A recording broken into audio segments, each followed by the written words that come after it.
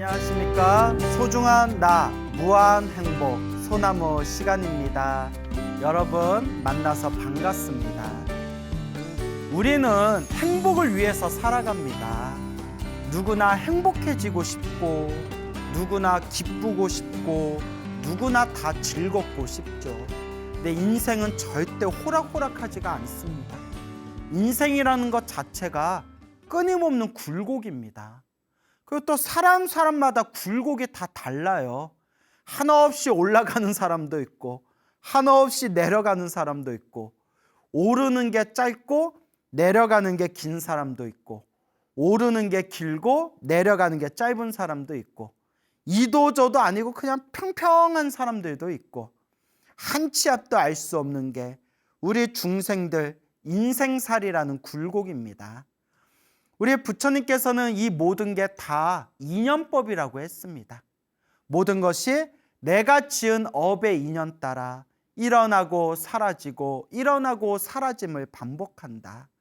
그래서 부처님께서도 끊임없이 우리 중생들에게 복을 심어라, 선업을 지어라, 공덕을 쌓아라, 끊임없이 우리들에게 이 인과법에 대해서 법을 설하십니다. 인과법, 내가 지은 원인은 반드시 내가 그 열매를, 그 결과를 받게 된다라는 뜻이 됩니다. 세상에는 지혜롭고 마음이 밝은 사람도 있는가 하면, 세상 사람들 중에서는 아무리 이렇게 좋은 부처님의 가르침, 부처님 경전에 나와 있는 진리의 말씀을 설해줘도 말 그대로 소귀의 경일께, 아무리 부처님의 좋은 말씀을 들려주고자 해도 전혀 귀를 열고 마음을 열고 받아들이지 못하는 그런 사람들이 굉장히 많습니다. 하지만 우리 삶에 있어서 이 부처님의 가르침, 우리 거룩하신 부처님께서 널리 모든 중생을 제도하기 위해서 그 한 명의 중생이라도 놓치지 않기 위해서 중생 수준 따라 우리 부처님께서는 그 중생들 수준 따라, 그릇 따라, 근기 따라 법을 설하셨다고 합니다. 그래서 부처님을 84,000법문이라고 하지 않습니까? 왜 84,000법문이냐? 중생들의 번뇌가 84,000가지라서 중생들 번뇌 84,000가지를 하나하나 그 84,000가지 그 번뇌에 대응해서 84,000법문을 설하셨다라는 옛 선지식의 말씀이 있습니다. 이와 같이 헤아릴 수 없는 수많은 84,000법문의 가장 밑바탕, 가장 기초가 되고 가장 기둥이 되는 것이 바로 이 인연법, 그리고 바로 이 인과법문이 되는 겁니다. 인연법, 모든 것은 인연 따라 일어나고 인연 따라 사라지고, 인과법, 내가 지은 그 인연 따라 내가 그 결과를 받고, 내가 만든 그 인연 따라 내가 그 결과를 그대로 얻게 된다. 결국 인연법과 인과법은 다른 말이 아닙니다. 인연법, 인과법, 내 앞에 펼쳐진 행복과 불행, 이 기쁨과 슬픔, 좋은 인연도 나쁜 인연도 한치의 오차도 없이 온전히 내가 지은 업의 인연이구나. 이것이 부처님 84,000법문의 가장 기초가 되는 인과법문, 인연법이 되는 것입니다. 그래서 우리는 늘 스스로를 반성하고 돌아보고 스스로를 비춰보고 스스로를 끊임없이 살펴봐야 됩니다. 나는 머나먼 과거 전생에서 지금에 이르기까지 나는 복을 많이 지었는가? 공덕을 많이 닦았는가? 나는 지금 이 순간에 복을 많이 짓고 있는가? 공덕을 닦고 있는가? 내가 알고 지었건 모르고 지었건, 내가 지은 몸으로 지은 업, 생각으로 지은 업, 입으로 지은 업, 몸과 말과 생각으로 지은 이 모든 업들이 과연 선업이 많은가 악업이 많은가? 끊임없이 스스로를 되새겨봐야 합니다. 제가 이 소중한 나 무한행복 소나무를 진행하면서 정말 수많은 불자님들에게 감사 인사를 받았습니다.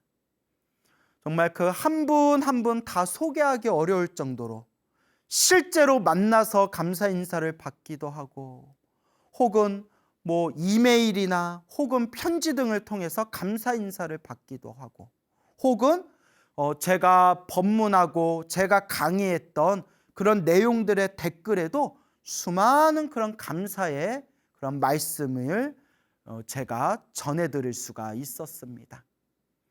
그분들이 한결같이 하시는 말씀이 소나무의 말씀대로 모든 게 내가 지은 업의 인연이구나 라는 것을 마음에 되새기면서 복과 선업과 공덕을 닦으려 노력하며 오직 부처님께 기도하고 부처님께 의지하고 부처님을 향해서 기도하고 기도했더니 알게 모르게 나를 힘들고 괴롭게 했던 일들이 풀려나가고, 알게 모르게 그렇게 부처님의 그런 살아있는 가피를 체험할 수가 있었다라는 한결같은 그런 많은 분들의 감사의 이야기를 들었습니다.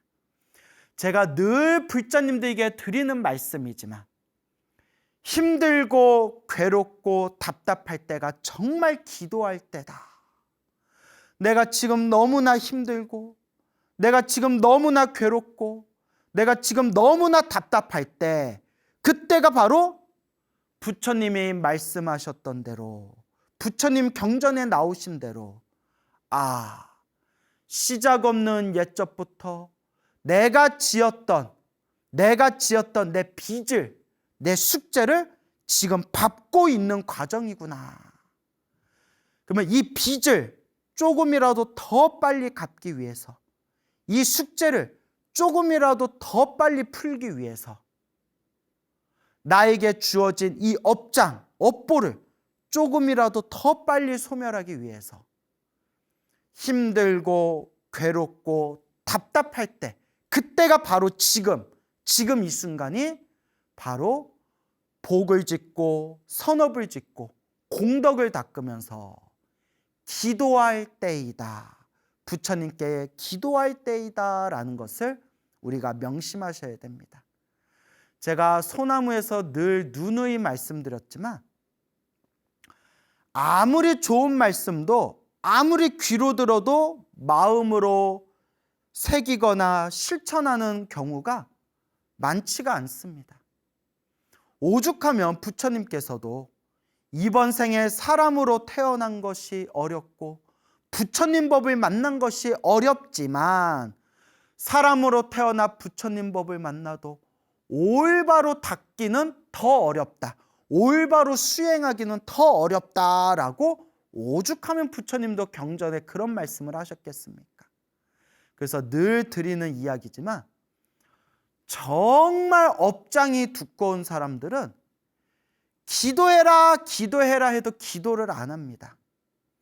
정말 업장이 두꺼운 사람들은 부처님께 기도해라 자기가 기도해야 할 때인데도 하지를 않습니다. 근데 어쩔 수 없습니다. 제가 그런 사람들을 수도 없이 많이 봤는데 어쩔 수 없습니다. 왜냐? 그것도 자기 업의 인연입니다. 그것도 자기가 결국은 책임져야 할 자기 업의 인연입니다. 여러분들이 만약에 이 소중한 부처님 법을 만나서 냉정하게 스스로를 돌아보며, 내가 시작 없는 옛적부터 알고 지었건 모르고 지었건 탐욕과 성냄과 어리석음에 물들어 몸과 말과 생각으로 지은 업이 참 많구나라는 걸 스스로 인정하고, 부처님 앞에서 부처님 팔 아래 겸손하고 겸허한 마음으로 여러분들이 부처님을 향해 기도하며 공덕을 닦는 삶을 사시는 분이 있다면, 그와 같은 삶을 걸어나가는 분이 있다면, 그분은 정말 이번 생에 성근이 있는 분입니다. 착할 성, 뿌리근, 그나마 그래도 이 말법 시대에 착한 뿌리가 깊으신 분들입니다. 이번 생에 펼쳐진 좋은 일도 나쁜 일도 다 내가 지은 업의 인연이고, 그걸 풀고 풀어나가는 것도 결국 온전히 나의 몫이구나 라는 것을 우리가 꼭 명심하셔야 됩니다. 얼마 전에 어느 나이가 젊은 남자 청년불자를 아주 짧게 만났는데, 저에게 이렇게 막 합장하시면서 스님 팬입니다 라고 하면서 저에게 이렇게 편지를 주셨습니다. 그래서 그때 저도 경황이 없고 짧은 순간이라서 그냥 이렇게 얼굴 보고 그냥 웃으면서 가볍게 이렇게 합장하고 인사만 했는데, 나중에 제가 방에 와서 나중에 시간이 날 때 그분이 주신 편지를 보고 너무나 내용이 좋아서 좀 시간이 넉넉했으면 조금 더 대화를 나눠보고 싶었을 텐데 라는 그런 아쉬움이 들 정도로, 그렇게 아쉬움이 들 정도로 편지 내용이 참 좋았습니다.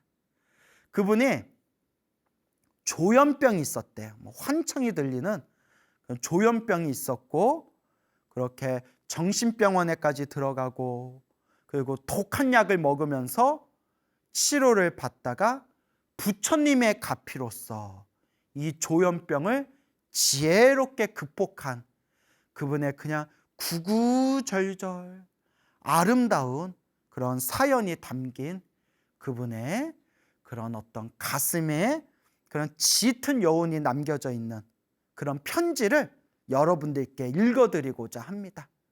여러분들께서도 귀를 활짝 열고 한번 경청해 보시기 바랍니다.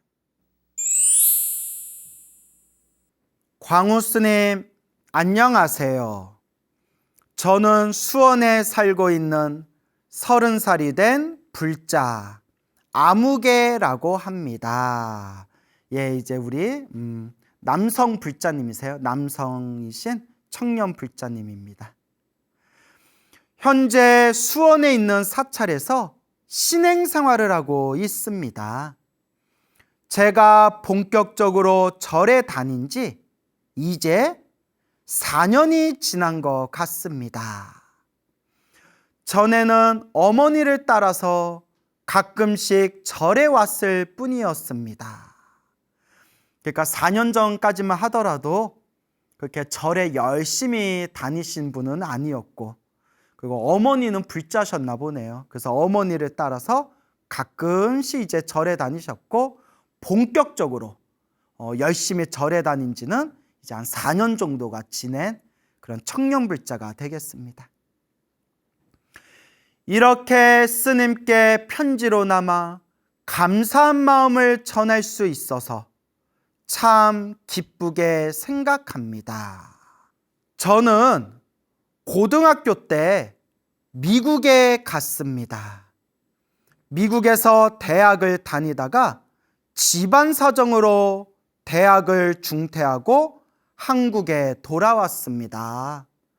집안에 무슨 좀 사정이 안 좋은 일이 있었나 보군요. 또 미국에서 대학까지 다니다가 중퇴해서 한국에 온 거 보면 조금 아쉽거나 그런 마음도 들 것 같아요.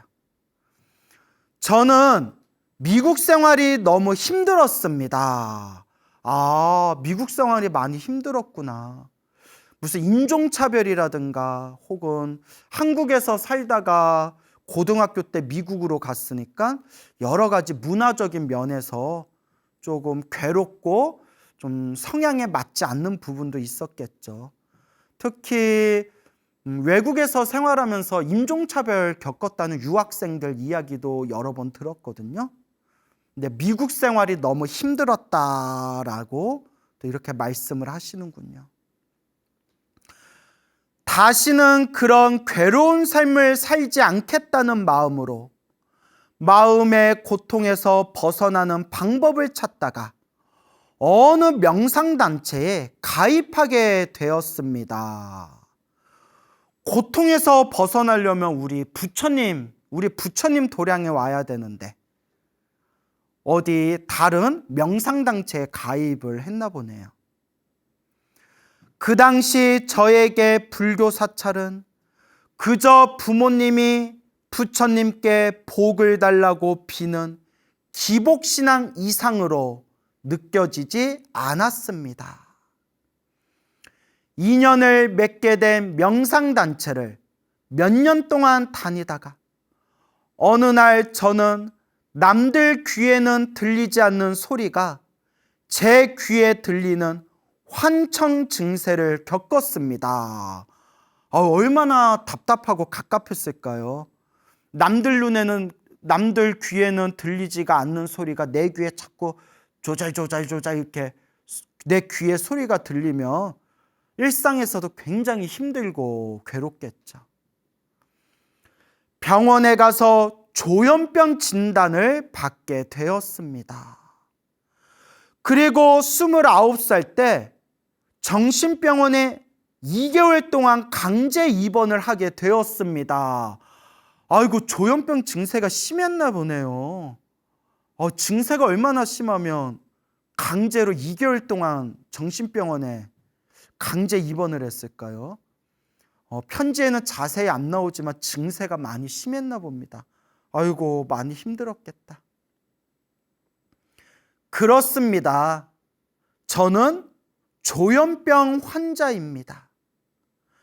조현병 환자를 치료하는 방식은 약물을 투여하여 최고치까지 올리다가 증세를 보면서 점점 약물의 양을 줄이는 방법인데, 약물의 양이 올라갈 때 그 고통은 겪어보지 못한 사람이라면 절대 이해하지 못할 겁니다.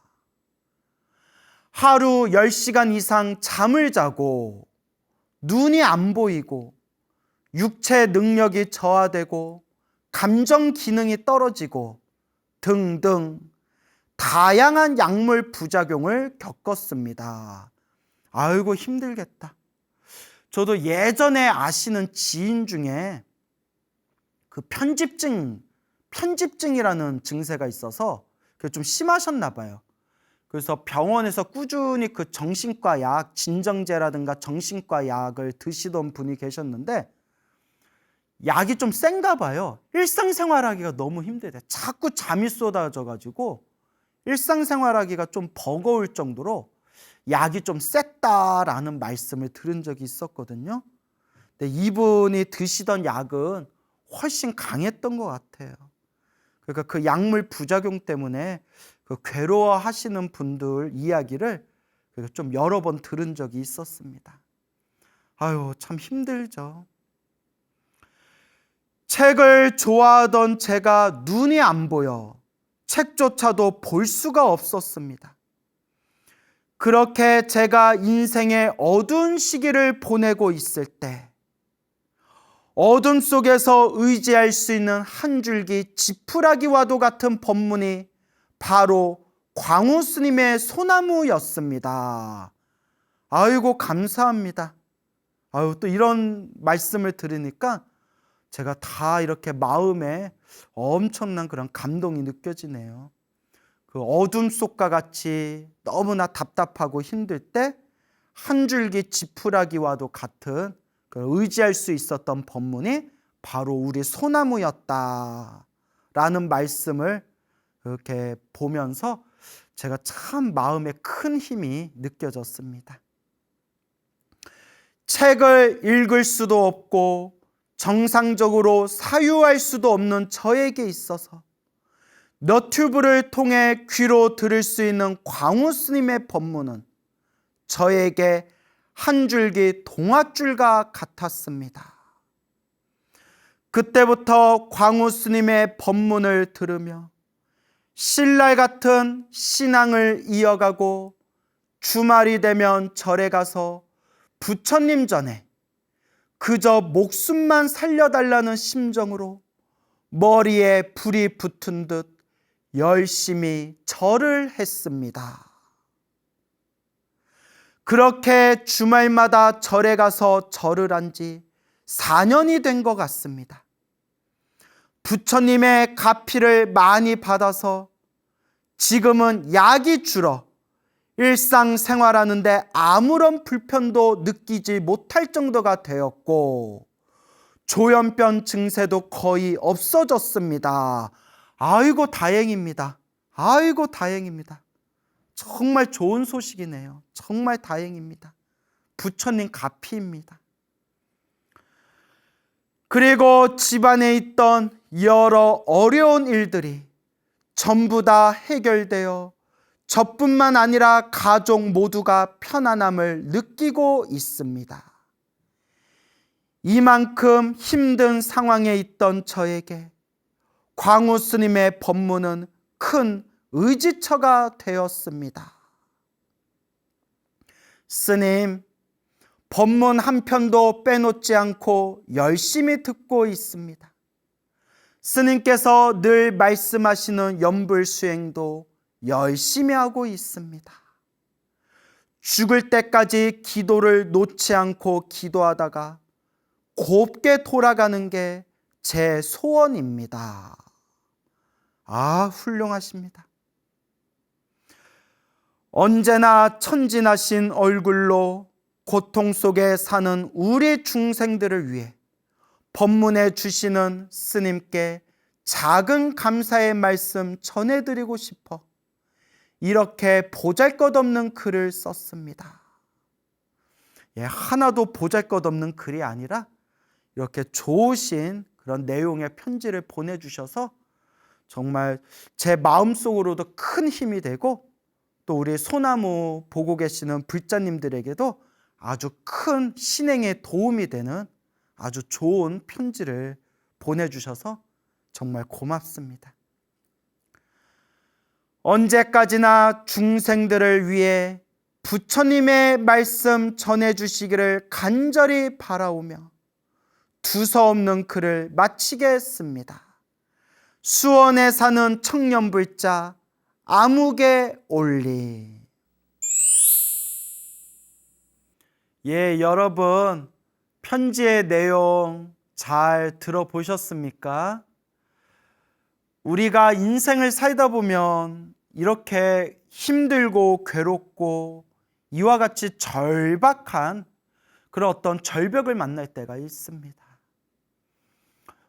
어린 시절에 미국에 유학을 가게 되었고 그 미국의 유학 생활이 결코 행복하지만은 않았던 것 같습니다. 정말 다시는 그 미국에서 겪었던 다시는 그런 고통을 겪고 싶지 않아서 그 고통을 피하고 싶어서 고통에서 벗어나고 싶어서 고통에서 벗어나는 방법을 고민하다가 한국에서 어느 명상단체를 만나게 되었고 그 명상단체에서 얼마의 시간 동안 그곳을 다니다가 갑작스러운 환청 증상을 만나고 그렇게 병원에서 조현병으로 판정을 받게 됩니다. 근데 그 조현병 증세가 굉장히 깊었나 봐요. 강제적으로 정신병원에 2개월 동안 입원을 해야 됐고 그 속에서 후유증이 굉장히 심할 정도로 부작용이 심할 정도로 약물 부작용이 심할 정도로 그렇게 약물을 투여받으면서 그렇게 이제 투병 생활을 하게 된 거죠. 얼마나 힘들고 괴로웠을까요? 얼마나 힘들고 괴로웠을까요? 그러한 괴롭고 힘듦, 답답한 그러한 삶의 역경 속에서 우리 불교TV에 비록 제 프로기는 하지만 어쨌거나 소나무를 만나게 되고 그러니까 조금 소나무라는 표현을 쓰지 않고 조금 다른 표현을 쓰자면 어쨌거나 이 부처님의 가르침, 부처님의 법을 만나게 되었고 그 부처님의 법 속에서 이제 인생의 희망, 삶의 희망을 찾게 된 겁니다. 그리고 편지에 나왔지만 그때부터 절에 다니면서 하염없이 부처님 앞에서 절을 하면서 제발 살려만 주십시오. 그저 살려만 달려고 머리에 불이 붙을 정도로 비유겠죠. 거의 머리에 불이 붙을 정도로 부처님께 간절히 절을 올리고, 그와 같이 부처님께 간절히 정말 하염없이 애타게 기도하는 그 과정 속에서 그 지독한 그 조현병 약을 점점 줄이게 되었고, 일상생활하는데 아무런 불편을 느끼지 않을 정도로, 또한 이 조현병 증세에서 이제 많이 벗어나게 되었다라는 이런 청년불자님의 소중한 그런 체험의 이야기를 보면서, 부처님의 가피는 분명히 있구나. 불보살님의 이 광명의 에너지는 분명히 있구나. 부처님의 가피는 분명히 있구나 라는 것을 느끼게 됩니다. 하지만 부처님의 가피는 생생하게 살아있지만 결국 닦는 것은 우리의 몫이다. 결국 닦는 것은 나의 몫이고 나의 책임이다 라는 것을 우리가 명심하여야 됩니다. 우리가 삶을 살아가다 보면 힘들고 괴롭고 답답할 때, 그럴 때 여러분들은 어떠한 선택을 하십니까? 정말 힘들고 괴롭고 답답할 때 부처님의 법을 만나서 기도할 수 있다는 것은 부처님의 법대로 내 업장을 소멸하고 내 지나간 과거에 내가 지은 수많은 업보들을 참회하면서 부처님을 향해 기도할 수 있다는 것은 정말 성근입니다. 착할선, 뿌리근, 착한 뿌리가 있다는 증거입니다. 이 수원에 사는 청년불자가 그 조현병에 걸렸을 때, 정말 힘들고 괴로웠을 때 우리 불교TV를 만났다는 것, 소나무를 봤다는 것, 부처님 가르침을 만났다는 것. 근데 중요한 것은 그 속에서 부처님을 향해서 진실되게 기도할 수 있었다는 것이 바로 이 청년불자의 성근입니다. 스스로가 닦았기 때문에, 스스로가 자신이 스스로 그 업을 닦았기 때문에 이와 같이 다시 인생의 희망을 느낄 수 있는, 다시 내 삶에 이 괴롭고 힘든 이 고통에서 벗어날 수 있는 부처님의 가피를 체험하게 된 겁니다. 이런 거는 백날 책을 보고 백날 법문 듣고 백날 강의 들어도 절대 얻을 수 없는 세계입니다. 그래서 제가 늘 드리는 이야기가 있지 않습니까? 불교는 지식의 종교가 아니다. 불교는 지식의 종교가 아닙니다. 불교는 체험의 종교입니다. 백날 책을 달달 외워봤자, 백날 몇십 권의 책을 써봤자, 백날 사람들 앞에서 나 잘났다 강의해봤자 내 내면의 체험이 없다면 그거는 다 말장난에 불과할 뿐입니다. 제가 25년 동안 출가 생활을 하면서 저도 참선도 해보고 연불도 해보고 경전 공부도 하면서 제 나름대로 부처님의 가르침을 닦았지만 제 불심이 더 깊어지게 된 게, 부처님을 향한 마음, 신심, 믿음, 제 불심이 더 깊어지게 된 게 사실 지난 7년, 8년 동안 이 소나무 법문 준비를 하면서 제 불심이 더 깊어진 걸 제가 느낍니다.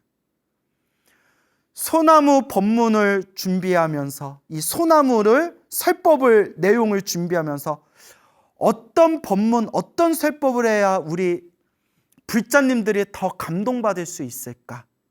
라는 걸 고민하면서 더 감동이 깊은 이야기들을 찾아다니고, 소나무를 보신 우리 불자분들, 팬분들 중에서 정말 깜짝 놀랄 만큼 스스로 부처님의 가피를 체험하신 그 생생한 그 이야기를 직접 제가 제 귀로 보고 들으면서 이야, 역시 부처님 말씀은 틀린 게 없구나. 부처님 가피는 분명히 우리와 함께 하는구나. 부처님 경전에 나오신 말씀이 다 사실이구나. 라고 더 큰 부처님에 향한 불신, 믿음, 감동을 이 소나무를 설법을 준비하면서 이 소나무 설법을 통해서 오히려 제 스스로가 더 불심이 깊어졌다고 솔직하게 고백하는 바입니다. 그러면서 제가 다시 한번 느낀 것이 불교는 지식의 종교가 아니다. 불교는 역시 내 스스로 닦고 수행하고 실천해서 얻어지는 체험의 종교이다 라는 것을 다시 한번 제가 뿌리 깊게 확신할 수 있었습니다. 많은 사람들이 저한테 찾아와서 이러쿵 저러쿵 수많은 상담들을 합니다. 근데 저를 찾아오신 분들 중에서는 힘들고 괴롭고 답답해서 찾아오신 분들이 사실 더 많아요. 그냥 그런 생각이 들어요. 얼마나 힘들고 괴롭고 답답하면 나한테까지 왔을까. 근데 제가 그분들한테 항상 드릴 수 있는 얘기가 딱 3가지밖에 없어요. 또 저는 이 3가지로 확실하게 효과를 받고 수많은 분들이 이 3가지로 확실히 효과를 받거든요. 그 3가지가 뭘까요? 기도해라. 간절하게 부처님을 향해서 기도해라. 복을 지어라. 내가 할 수 있을 만큼 몸으로 짓건 마음으로 짓건 물질적으로 짓건 다른 방법으로 짓건 그냥 내 형편껏 내 능력대로 꾸준히 복을 지어라. 그리고 3번째, 결론은 자꾸 마음을 잘 쓰도록 노력해야 된다. 마음을 잘 쓰도록 남한테 민폐 안 끼치고 남 가슴에 큰 상처 내지 말고 남한테 그런 불편함이나 어려움 주지 말고 최대한 마음을 잘 써야 된다. 이 3가지가 내 운명, 내 팔자를 바꾸는 법입니다. 그런데 수많은 분들은 아무리 이와 같은 부처님의 가피에 대해서 말씀을 드려도 꾸준하게 기도하는 분들이 많지가 않은 것 같아요. 그러니까 쉽게 가려는 것 같아요. 쉽게 가려는 것 같아요. 기도 좀 조금 해보고 난 뒤에 효과 없으면 그냥 놓아버리게 되고, 기도나 내 스스로 복을 짓는다거나 내 마음의 공덕을 닦는 것이 아니라 밖으로 막 이상한 비방 같은 걸 막 찾으러 다니고, 그러면서 부처님의 말씀하신 올바른 진리의 가르침보다 이상한 희한하고 신비하고 막 요상한 걸 더 좋아하는 그런 분들도 많이 봤습니다. 근데 그런 분들은 에너지부터가 좀 맑지가 않아요. 에너지 자체가 좀 맑지가 않아요. 근데 이런 얘기 백날 해줘도 몰라요, 여러분.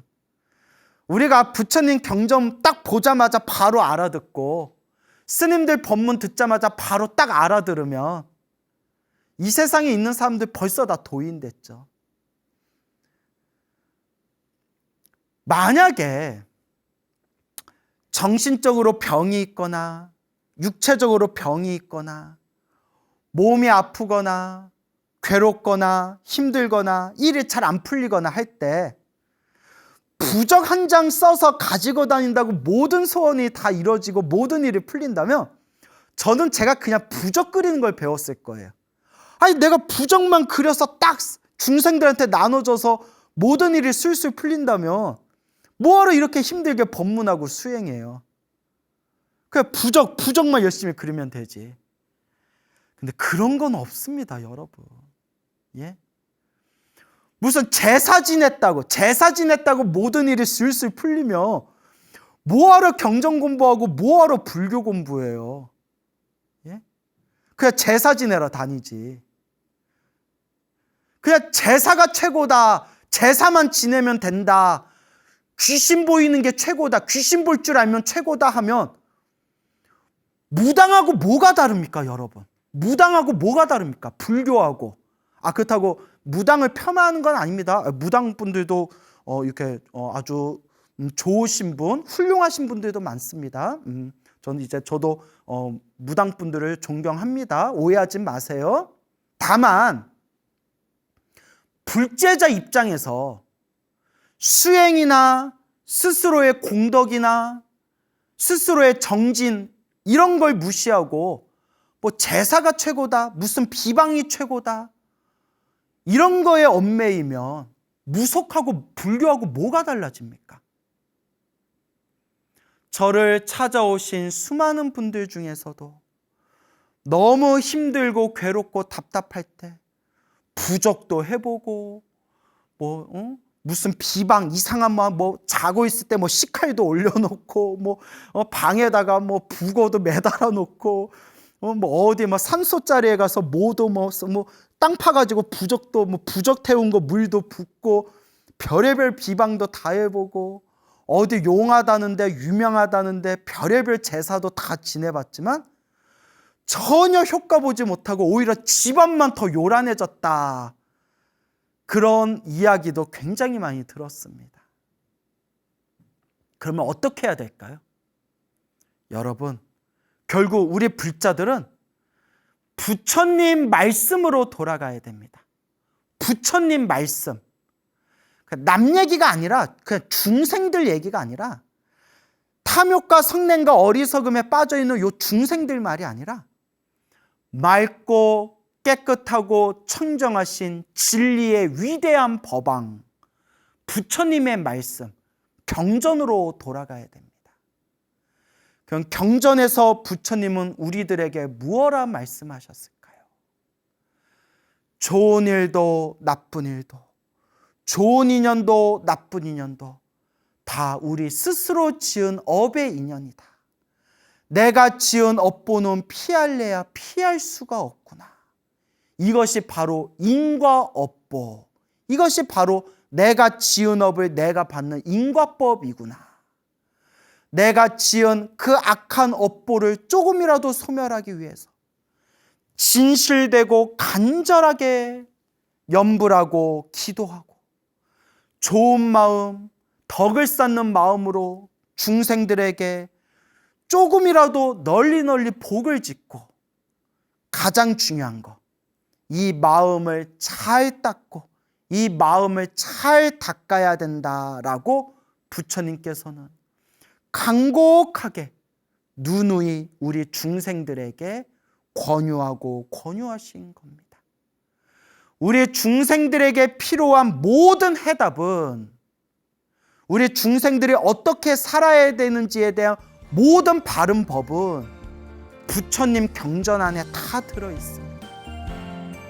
부처님 경전을 의지하면서 이 공덕을 닦는 마음을 잘 닦는 불자가 되기를 우리 함께 발언해 봅시다. 여러분, 행복해지고 싶습니까? 행복한 삶을 창조하고 싶습니까? 복을 지으십시오. 선업을 지으십시오. 공덕을 쌓으십시오. 복과 선업과 공덕의 힘이 여러분들을 진정한 행복의 길로 이끌어 줄 것입니다. 여러분, 성불하십시오.